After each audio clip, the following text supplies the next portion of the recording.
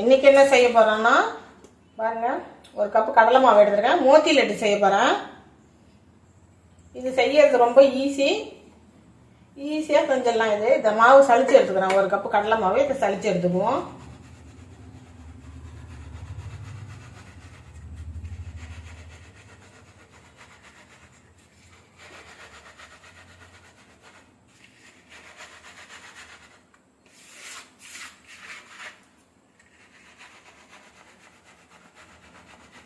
ஜலிச்சு எடுத்துக்கிட்டோம்னா தான் கரைக்கிறதுக்கு ஈஸியாக இருக்கும், இல்லைன்னா கட்டி கட்டியாக இருக்கும்.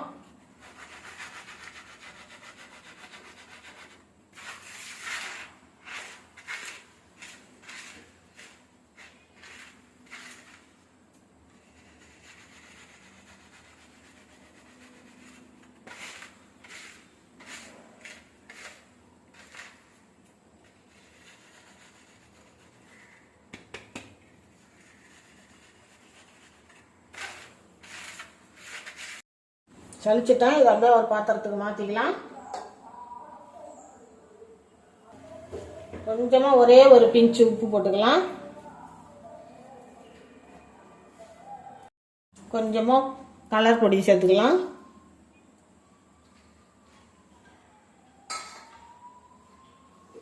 அப்படியே கொஞ்சம் கொஞ்சமாக தண்ணி ஊற்றி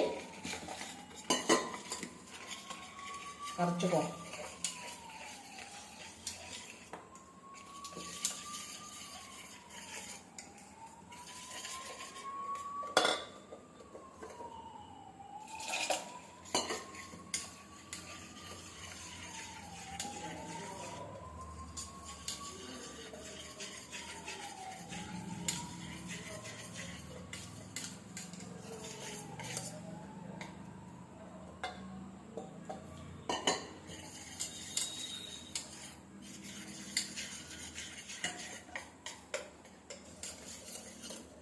இந்த மாதிரி இப்படி தோசை மாவு பதத்துக்கு கரைச்சிக்குவோம்.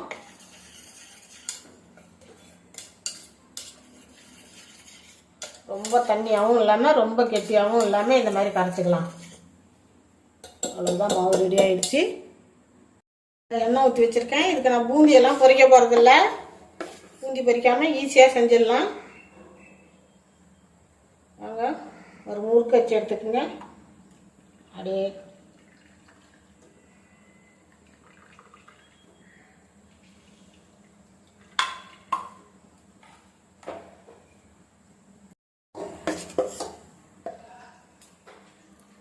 பாருங்க, அப்படியே முறுக்கச்சிலேயே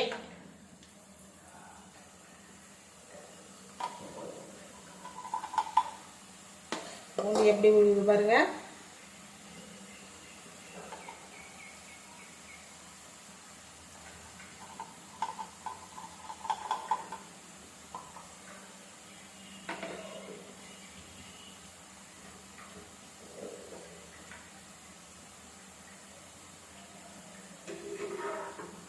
பூந்தி எப்படி சூப்பராக பூந்தி வந்துருக்கு பாருங்க.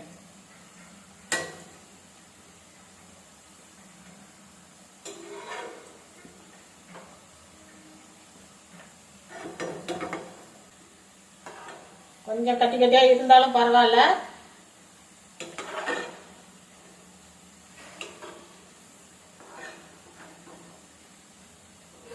அப்படியே எடுத்துக்குவோம்.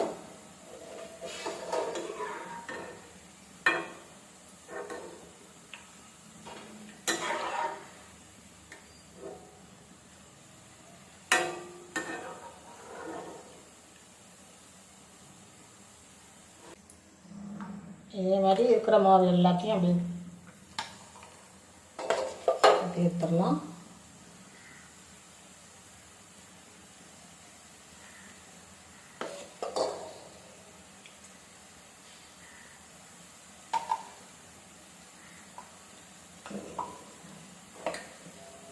மாவு இப்போ பொரிச்சு எடுத்துட்டேன். இது அப்படியே ஒரு அரை மணி நேரம் ஆறட்டும். ஆறுனதை மிக்ஸி ஜாரில் போட்டு அரைச்சி எடுத்துக்குவோம். கொஞ்சம் ஆறட்டும். அது அப்படியே ஒரு மிக்ஸி ஜாரில் சேர்த்து குறைலாம் அரைச்சிக்கிட்டு வந்துடுவோம்.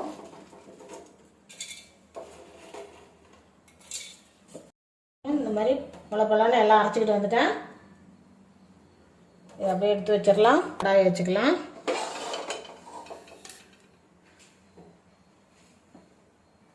மாவு வளர்ந்தா 1 கப்பு கப்பு, அதே கப்பில் 1 கப்பு சர்க்கரை எடுத்திருக்கேன்.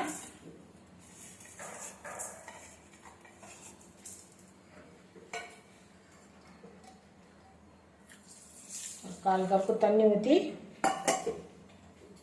வச்சுக்குவோம்.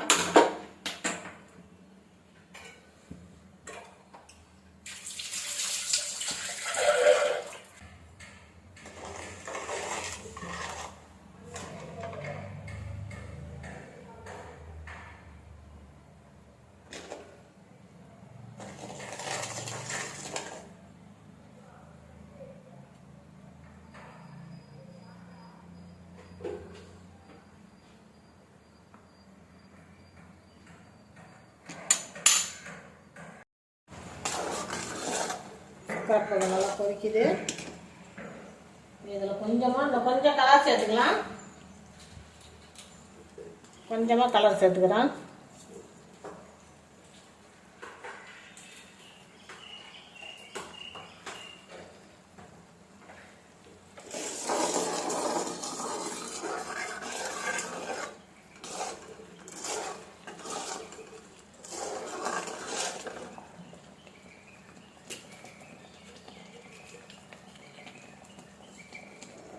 ஏலக்காய் பொடி கொஞ்சம் சேர்த்துக்குவோம்.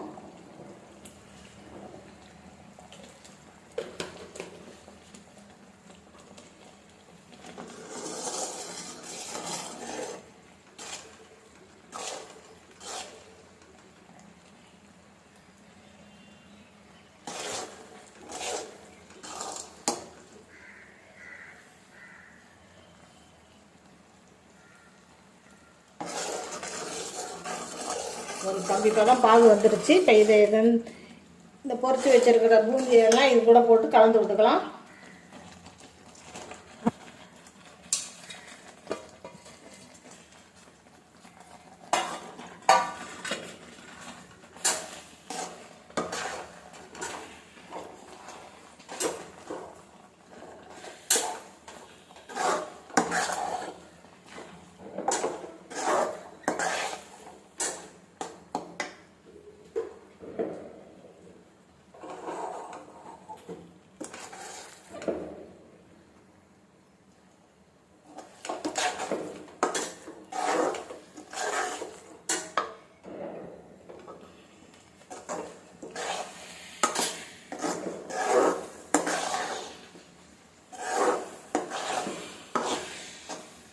ஒரு கரண்டியில் கொஞ்சமாக நெய் ஊற்றிருக்கேன்.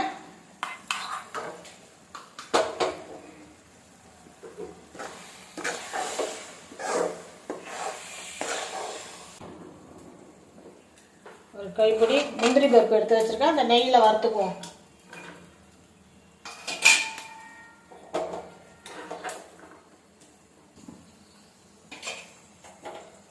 இந்த முந்திரி பருப்பு இது கூட சேர்த்துக்கலாம்.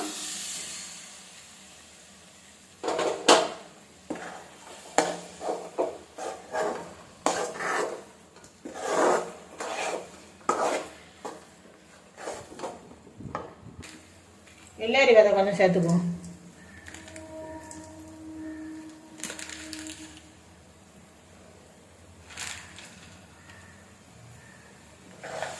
அவ்வளோதான். நல்லா கிண்டி விட்டு கொஞ்சம் நேரம் அப்படியே ஆறட்டும். ஆறுனதுக்கப்புறம் அப்படியே லட்டு பிடிச்சிக்கலாம்.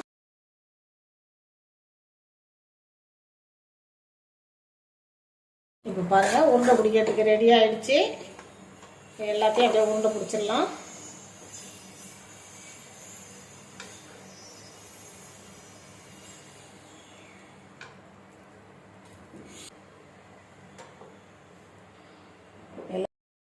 பாருங்க, எல்லா லட்டும் பிடிச்சிக்கிட்டு வந்துட்டேன்.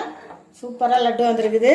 இதே மாதிரி நீங்களும் இந்த தீபாவளிக்கு செஞ்சு சாப்பிட்டு பாருங்கள். சாப்பிட்டு பார்த்துட்டு எப்படி இருந்ததுன்னு எனக்கு கமெண்ட்டில் சொல்லுங்கள். இந்த வீடியோ பிடிச்சிருந்தா ஒரு லைக் பண்ணுங்கள்.